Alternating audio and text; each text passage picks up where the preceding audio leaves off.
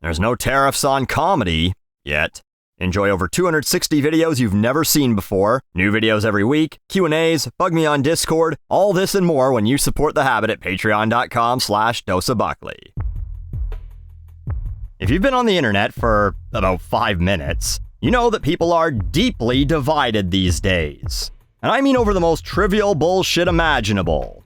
Like, I wouldn't be surprised if, I don't know, there were right-wing and left-wing breakfast cereals. Like, cornflakes, well, that's a man's breakfast cereal, made from corn, by farmers who work for a living. Unlike those filthy leftists who probably eat, what, fucking Cookie Crisp?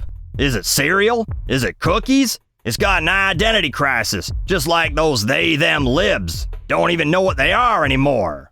And so, it's nice when we can all come together to hate the same things, or the same people. And so, you probably heard, Andrew Tate and his brother Tristan, the men feared by the left for years because they dared to turn boys into men. As long as those boys can afford $50 a month for Hustlers University, they've had their house arrest and travel restrictions removed by the Romanian government and have come home to the good old US of A. Liberals have long rallied against them. Articles have called Andrew the king of toxic masculinity. By the way, can we talk about how the line between toxic masculinity and closeted homoeroticness is about as thin and transparent as fishing line? You ever seen this video of him dancing with his shirt off, sucking off a hookah pipe? His brother in the background? If I didn't know who these people were, and someone told me this was a scene being reenacted from The Birdcage, or just flat out the start of some amateur gay porn, I'd 100% believe it. If someone told me, these two are the defenders of true masculinity, I'd ask, is true masculinity the name of the gay bar down by the airport? But anyway, articles have been written about how schools are trying to combat his teachings because children are being influenced by him and it's basically fucking the schools up. Like, they won't listen to female teachers because, what the fuck did they know? I ain't trying to learn how to mop up after I get period blood everywhere. He's been banned from YouTube and Facebook, lib-owned media. Of course, you won't be surprised to find out he's been reinstated on Twitter. But anyway, he's been denounced as right-wing, or maybe more often, far-right. But what does the right think about him, including others that the left have labeled far-right? Well, it was initially rumored that Trump himself had something to do with the Tates being released. But Trump has denied this, saying that he doesn't know anything about it. And Trump's never lied once in his life, so we can take him at his word. But the Romanian government themselves have said, yes, the Tates have been brought up by US officials, but no, we were never pressured to release them or lift their restrictions. I think that's more Transylvanian than Romanian, but anyway, Trump somewhat controversially also pardoned the Silk Road guy. This is a bit of a sidebar, but Your Honor, I believe it's relevant to my case. Trump personally pardoned Ross Ulbricht, I don't know, who created a site on the dark web in which the entire point of it was to facilitate the sale of drugs, weapons, even people, in a way that was untraceable, using Bitcoin. He also is alleged to have, perhaps on his own site, contracted hits on 5 people. Although, those murders never actually took place, meaning maybe his site kind of sucked. Like, when you buy something on eBay and they don't fucking send the item, at least then you can complain and get your money back. But, who are you gonna complain to on the Silk Road? The assassin who probably already bought your personal info from someone else on the site?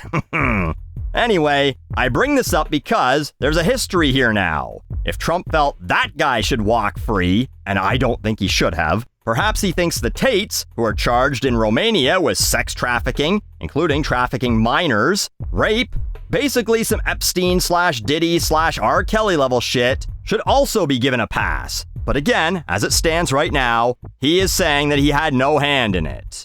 Which is probably good because Trump's supporters fucking hate them. My pal Baby Benny had this to say.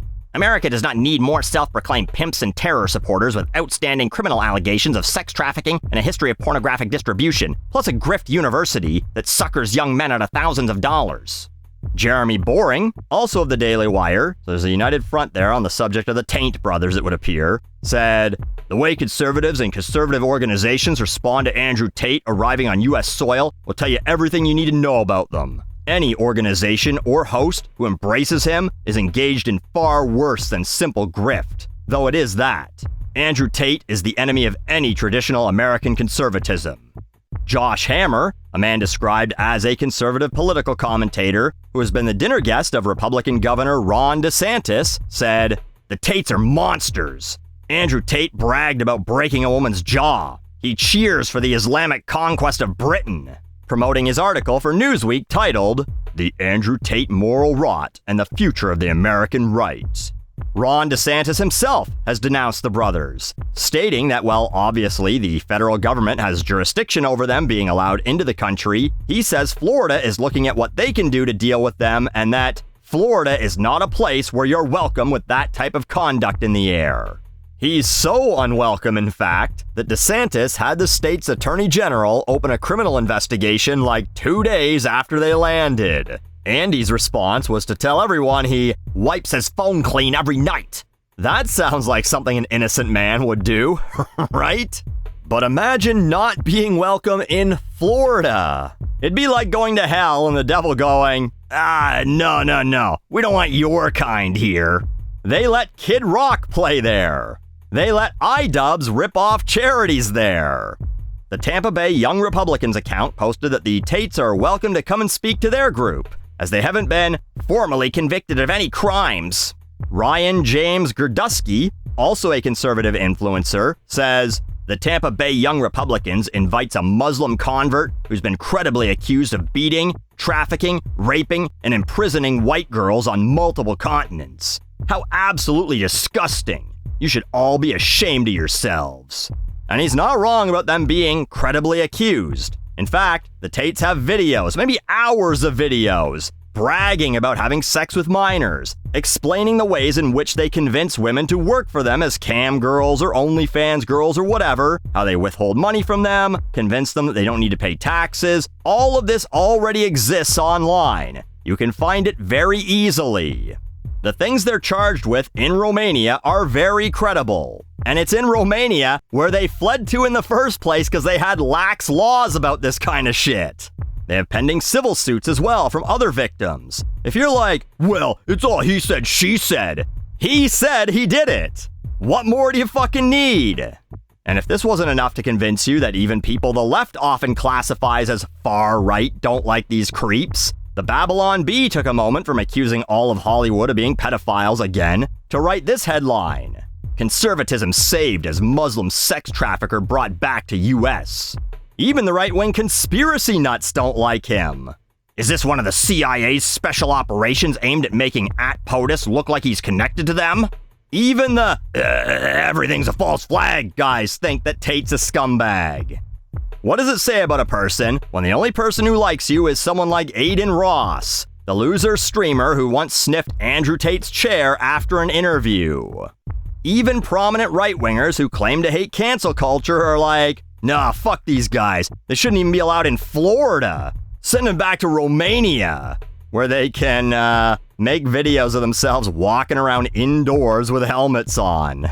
Seems fitting. But anyway, my next statement might be controversial.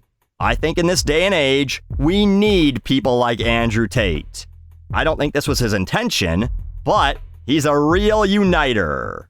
The left and the right, even the middle, can't agree on a lot of things, but they can sure agree that Andrew Tate's a fucking dipshit who, at best, is a chinless bald goof LARPing as a real man who rambles on about the Matrix like he's Morpheus or Neo when he's absolutely Cypher. He'd sell you out for a fake steak 6 days a week and twice on Fridays. And at worst, is a pimp and a rapist that everyone wants to see locked up in a completely different country. I think, in a way, we need more of these people. Like, I recently saw a video of Jack Doherty, also a digital pimp and all-around piece of shit, trying to do a trick on his dirt bike and eating pavement. And most of the comments were like, shame about that helmet working though. Dang, he's still alive. Try again but harder. Oh no, he got back up. And it's a shame he managed to walk away from this incident.